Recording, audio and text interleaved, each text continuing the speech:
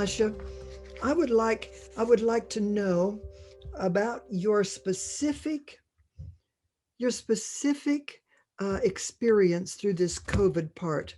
First, you've talked a little bit about Village Gospel Harvest. There's so much more, and I would encourage people to go to your website, Village Gospel Harvest, and look at what's being done in the remote regions from Siberia to the north above the Arctic Circle, in surrounding nations, the Muslim areas, all over this vast region. You've got to see what Village Gospel Harvest is doing.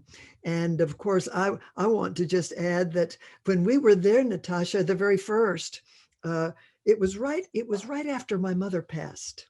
Mhm. And so my father and I discussed her life insurance. Her policy was $50,000. That's not a lot of money, but we determined that we would put that entire money into translating and printing books in Russian.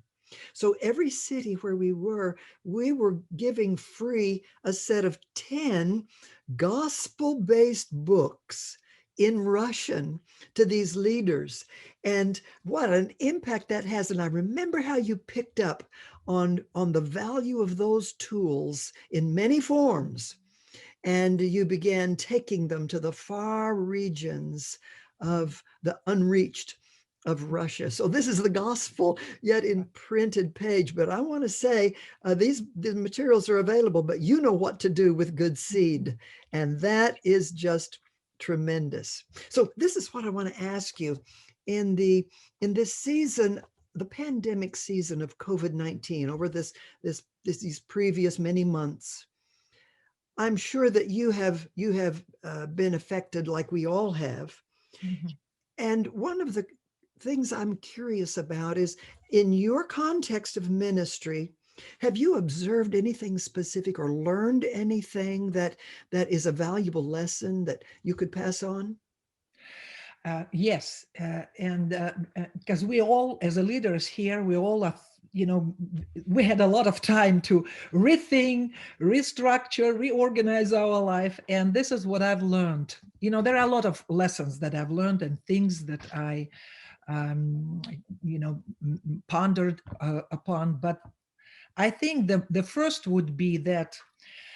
Uh, how do you say, I realized one more time that whatever happens, even as the serious situation as with this worldwide pandemic, Mhm. God is in control. God has ways to continue his plan through his church.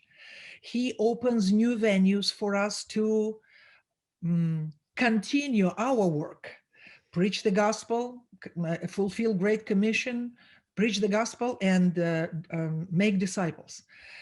I began to, just like many other pastors and bishops and leaders, we value relationships, personal ministry as never before. Our ministry becomes more effective because of that personal dimension that we moved to. And I've learned also that doesn't matter what age you are, it's a time of the internet, of the modern technology. And so we teach our babushkas to use Oh, that's wonderful. Zoom and be online, and they are smart and they're learning. And so now, as the things a little bit begin to normalize, we don't leave our how to say, our online opportunities that Mhm. we've learned, because we find, me as a leader, from the beginning of the pandemic, I have every week meetings with the regional pastors. Then I have weekly meetings with the missionaries. And I tell you, they've been so blessed and so transformed. We Oh, all were so transformed by this fellowship and by this dynamic, personal dynamic.